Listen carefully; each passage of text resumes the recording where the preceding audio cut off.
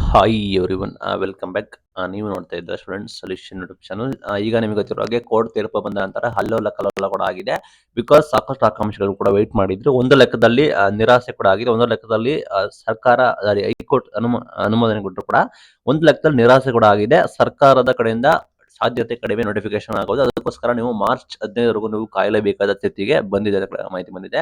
HSTR, GPSTR, PSTR, PUHS recruitment, HK recruitment ಎಲ್ಲ ಕೂಡ pending ಇದೆ. ಶಿಕ್ಷಕ ನೇಮಕಾತಿ ಅದು ಇಷ್ಟು ದಿನ ಪೆಂಡಿಂಗ್ ಇತ್ತು. ಅದನ್ನ ನಾವು ಸದ್ಯದಲ್ಲೇ ನಿಮಗೆ ನೋಟಿಫಿಕೇಶನ್ ಕೂಡ ಮಾಡ್ತೀವಿ ಅಂತ ಹೇಳಿ ಇಲಾಖೆ ಕಡೆಯಿಂದ ಕೂಡ ಮಾಹಿತಿ ಕೊಟ್ಟಿದ್ರು. ಶಿಕ್ಷಣ ಸಚಿವರು ಕೂಡ ಹೇಳಿದ್ರು ಜನವರಿ ನೋಟಿಫಿಕೇಶನ್ ಆಗಬೇಕಿತ್ತು, ಬಟ್ ಕೋರ್ಟ್ ವಿಚಾರಣೆ ಇರೋ ಕಾರಣ ಫೆಬ್ರವರಿ ಅಂತ ಹೇಳಿದ್ರು. ಈಗ ಅದು ಒಂದು ಮಾರ್ಚ್ಗೆ ಮುಂದೂಡಿಕೆ ಆಗಿದೆಯಾ ಅಂತ ಕೂಡ ಮಾಹಿತಿ ಬರ್ತಾ ಇದೆ. ಯಾಕೆ ಅಂದ್ರೆ ನಿಮಗೆ ಗೊತ್ತಿರೋ ಫೆಬ್ರವರಿ ತಿಂಗಳಲ್ಲಿ ನಿಮಗೆ ಅದನ್ನ ಮುಂದೂಡಿಕೆ ಮಾಡಿದ್ದಾರೆ. ಫೆಬ್ರವರಿ 12ನೇ ತಾರೀಕಿಗೆ ನಿಮಗೆ ಮುಂದಿನ ವಿಚಾರಣೆ ಕೂಡ ಮಾಡಿದ್ದಾರೆ.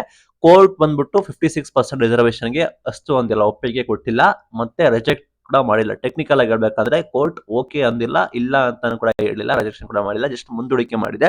ಬಿಕಾಸ್ ಹೈಕೋರ್ಟ್ ಅಂತಿಮ ತೀರ್ಪನ್ನು ಮಾಡಕ್ ಆಗೋದಿಲ್ಲ ಅಂತ ನನ್ನ ವಾದ. ಯಾಕೆ ಅಂದ್ರೆ ಸುಪ್ರೀಂ ಕೋರ್ಟ್ ಅಲ್ಲಿ ಸುಪ್ರೀಂ ಕೋರ್ಟ್ ಹಿಯರಿಂಗ್ ಮಾಡಬೇಕು. ಹೈಕೋರ್ಟ್ಗೆ ಯಾವುದೇ ರೀತಿ ನಿರ್ದಕ್ಷಿಣೆ ಕೊಡೋಕೆ ಸಾಧ್ಯತೆ ಕೂಡ ಇಲ್ಲ.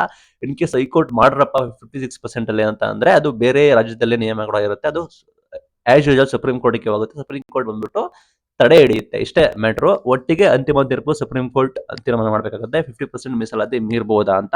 ಅದನ್ನ ಮಟ್ಟಿಗೆ ನಿಮ್ಗೆ ಗೊತ್ತಿರೋ ಹಾಗೆ ವಿಚಾರಣೆ ಕೂಡ ಬಂದಿದ್ದಾರೆ. ಅದು ಬಂದ್ಬಿಟ್ಟು ಈ ಹೈಕೋರ್ಟ್ ಬಂದ್ಬಿಟ್ಟು ನಿರ್ದೇಶನ ಕೊಡಕ್ ಆಗೋದಿಲ್ಲ. ಸುಪ್ರೀಂ ಕೋರ್ಟ್ ಏನಂದ್ರು ಬೇರೆ ರಾಜ್ಯಗಳಲ್ಲಿ ಡೈರೆಕ್ಷನ್ ಕೊಟ್ರೆ, ಲೈಕ್ ಮಧ್ಯಪ್ರದೇಶ, ತಮಿಳುನಾಡು ಸೇರಿ ಅಲ್ಲಿ ಡೈರೆಕ್ಷನ್ ಕೊಟ್ರೆ ಮೀಸಲಾತಿ ಮಾಡಬಹುದಿಲ್ಲ ಅಂತ ಹೇಳಿ ಒಂದು ಕ್ಲಾರಿಟಿ ಸಿಗುತ್ತೆ. ಇನ್ ಕೇಸ್ ಅಲ್ಲಿ ರಿಜೆಕ್ಷನ್ ಕೂಡ ಮಾಡಿದ್ರೆ ನಿಮಗೆ ಇಲ್ಲಿ ಕೂಡ ರಿಜೆಕ್ಷನ್ ಮಾಡಬಹುದು. ಒಟ್ಟಿಗೆ ಕ್ಲಾರಿಟಿ ಪೆಂಡಿಂಗ್ ಇದೆ. ಆ ನಿಟ್ಟಿನಲ್ಲಿ ನಿಮಗೆ ನೇಮಕಾತಿ ಮಾರ್ಚ್ ವರೆಗೂ ಹೋಗ್ಬೋದು ಅಂತ ಕೂಡ ಹೇಳ್ತಾ ಇದ್ದಾರೆ. ಬಟ್ ಇಲ್ಲಿ ಹೈಕೋರ್ಟ್ ಅಷ್ಟು ಅಂದಿರೋದು 50% ರಿಸರ್ವೇಶನ್ ಅಂದ್ರೆ ಚಿಕ್ಕ 50% ರಿಸರ್ವೇಶನ್ ಕುರಿತು ಈ ಹಿಂದೆ ಇರೋ ಈ ರೀತಿಯಲ್ಲೇ ನೇಮಕಾತಿಯನ್ನು ಕೂಡ ಮಾಡಿ ಅಂತ ಹೇಳಿ ಸುಪ್ರೀಂ ಕೋರ್ಟ್ ಹೈಕೋರ್ಟ್ ಆದೇಶ ಕೂಡ ಮಾಡಿದೆ. ಅದರ ಪ್ರಕಾರ ಸರ್ಕಾರ ಮಾಡಬಹುದು, ಬಟ್ ಸರ್ಕಾರಕ್ಕೆ ಮನಸ್ಸಿಲ್ಲ. ಯಾಕಂದ್ರೆ ಸರ್ಕಾರದವರೇ ರಿಸರ್ವೇಶನ್ ಮಾಡಿರೋದು. ಇನ್ ಕೇಸ್ ಅವರೆಲ್ಲರೂ ನೇಮಕಾತಿ ಕೂಡ ಮಾಡಿದ್ರೆ ಆ ಸಮಾಜದವರು ನಿಮಗೆ ಗೊತ್ತಿರೋ ಹಾಗೆ ಆಲ್ರೆಡಿ ದಂಗೆ ಇರ್ತಾರೆ. ಈ ರಾಜಕಾರಣಿಗಳಿಗೆ ಯಾವುದೇ ಕಾರಣಕ್ಕೂ ವಿದ್ಯಾರ್ಥಿಗಳ ಲಾಭ, ಲೈಕ್ ಅವರಿಗೆ ಸಮಾಜದ ಎಷ್ಟು ಸಮಸ್ಯೆ ಕೂಡ ಆಗುತ್ತೆ. ಎಷ್ಟೋ ಜನ ವಿದ್ಯಾರ್ಥಿಗಳು ಸಾಯ್ತಾ ಇದ್ದಾರೆ. ಎಕ್ಸಾಮ್ಸ್ ಬರೆಯೋಕೆ ಚಾನ್ಸ್ ಸಿಗ್ತಾ ಇಲ್ಲ.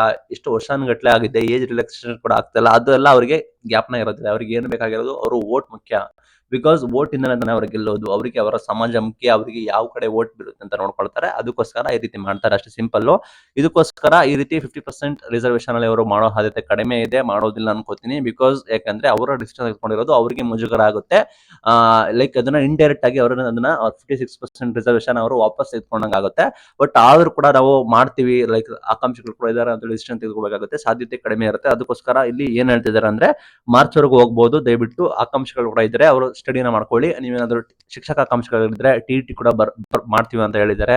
ಅದಕ್ಕೆ ತಯಾರಿ ಮಾಡ್ಕೊಳ್ಳಿ. ಮುಂಬರುವ ನೋಟಿಫಿಕೇಶನ್ ತಯಾರಿ ಮಾಡ್ಕೊಳ್ಳಿ. ಇನ್ ಕೇಸ್ ಸಾಕಷ್ಟು ನೌಕರಿ ಮಾಡ್ತಾ ಇದ್ರೆ ಅವರು ಕೂಡ ಮಾಡ್ಕೊಂಡು ನಂತರ ಸ್ಟಡಿ ಕೂಡ ಮಾಡ್ಕೊಳ್ಳಿ ಅಂತ ಹೇಳಿ ಸಾಕಷ್ಟು ಜನ ಸಜೆಸ್ಟ್ ಕೂಡ ಮಾಡ್ತಾ ಇದ್ದಾರೆ. ನಿಮಗೆ ಏನ್ ಅನ್ಸುತ್ತೆ? ಇಲ್ಲಿ ಮಿಸ್ಟೇಕ್ಸ್ ಕೂಡ ಯಾರ್ದು, ಸರ್ಕಾರದ ತಪ್ಪ, ಈ ಕೋರ್ಟ್ ತಪ್ಪ ಹೇಳಿ. ನಾವು ಕೋರ್ಟ್ಗಳನ್ನ ನ್ಯಾಯಾಲಯಗಳನ್ನ ನಾವು ಇದನ್ನ ಬೈಯೋಕ್ಕಾಗೋದಿಲ್ಲ, ಹೇಳೋಕ್ಕಾಗೋದಿಲ್ಲ. ಬಿಕಾಸ್ ಯಾಕಂದ್ರೆ ನ್ಯಾಯಾಲಯ ಬಂದ್ಬಿಟ್ಟು ಎಲ್ಲಾ ಆಲ್ ಓವರ್ ಸ್ಟೇಟ್ ಇಂಡಿಯಾ ನೋಡುತ್ತೆ. ಎಲ್ಲ ಕೂಡ ಡಿಸೈಡ್ ಮಾಡಿ ಮಾಡ್ತಾರೆ. ಅವ್ರು ಏಕೈಕ ಡಿಸಿಷನ್ ತೆಗೆದುಕೊಳ್ಳೋಕ್ಕಾಗೋದಿಲ್ಲ. ನಾವು ಇಲ್ಲಿ ಹೇಳ್ಬೋದು, ಏನಪ್ಪಾ ಇಷ್ಟೊಂದು ದಿನ ವೇಟ್ ಮಾಡಿಸ್ತಾರೆ, ಏನಪ್ಪಾ ನ್ಯಾಯಾಲಯದವರು ಅಂತ ಹೇಳ್ಬೋದು. ಬಟ್ ಅಲ್ಲಿ ಅವರಿಗೆ ನಾನಾ ಪ್ರಕರಣ ಕೂಡ ಇರ್ತವೆ. ಅದನ್ನ ರೆಫರೆನ್ಸ್ ತಗೋಬೇಕಾಗುತ್ತೆ. ಅವರಿಗೆ ಎಷ್ಟು ಕೇಸ್ಗಳು ಇರ್ತವೆ ಅಂದ್ರೆ ನಾನು ನೋಡ್ತಾ ಇದ್ದೆ, ಅವ್ರಿಗೆ ಒಂದು 5 ಮಿನಿಟ್ಸ್ ಪುರುಷೊತ್ತಿರೋದಿಲ್ಲ, ಅಷ್ಟು ಕೇಸಸ್ ಕೂಡ ಇದಾವಂತೆ. ಅವ್ರನ್ನ ಹೇಗೆ ಹ್ಯಾಂಡಲ್ ಮಾಡ್ಬೇಕು ಅನ್ನೋದು ಅವ್ರಿಗೆ ಗೊತ್ತಿಲ್ಲ, ಅಷ್ಟು ಕೇಸಸ್ ಕೂಡ ಇದಾವಂತೆ. ಆ ನಿಟ್ಟಿನಲ್ಲಿ ಯೂಶಲಿ ಡಿಲೇ ಆಗುತ್ತೆ. ಬಟ್ ಇಲ್ಲಿ ಇದು ಬಂದ್ಬಿಟ್ಟು ರಿಸರ್ವೇಶನ್ ಮ್ಯಾಟರ್ ನಿಮಗೆ ಗೊತ್ತಿರೋ ಹಾಗೆ ಇದು ನಮ್ಮ ಸ್ಟೇಟ್ ಇಶ್ಯೂ ಅಲ್ಲ, ಇದು ನ್ಯಾಷನಲ್ ಲೆವೆಲ್ ಇಶ್ಯೂಸ್ ಕೂಡ ಆಗಿದೆ. ಬೇರೆ ಬೇರೆ ರಾಜ್ಯದಲ್ಲಿ ಇದೇ ರೀತಿ ಗೊಂದಲ ಕೂಡ ಇದೆ. ಅವರು ಕೂಡ ಕೋರ್ಟ್ಗೆ ಹೋಗಿದ್ದಾರೆ, ಅದು ಕೂಡ ಪೆಂಡಿಂಗ್ ಆಗಿದೆ. ಆ ನಿಟ್ಟಿನಲ್ಲಿ ಈ ಸಮಸ್ಯೆ ಕೂಡ ಆಗಿದೆ. ನಿಮಗೆ ಏನಿಸುತ್ತೆ? 50% ರಿಸರ್ವೇಶನ್ ಅಲ್ಲಿ ನೇಮಕಾತಿ ಮಾಡ್ತಾರಾ? ಸರ್ಕಾರದ ನಿಲುವು ಏನು? ಇನ್ನು ಎಷ್ಟು ದಿನ ಕಾಯಬೇಕು ಅಂತ ಹೇಳಿ ದಯವಿಟ್ಟು ನಿಮಗೆ ಗೊತ್ತಿರ ಕಮೆಂಟ್ ಮೂಲಕ ತಿಳಿಸಿ. Thank you for watching. Thank you.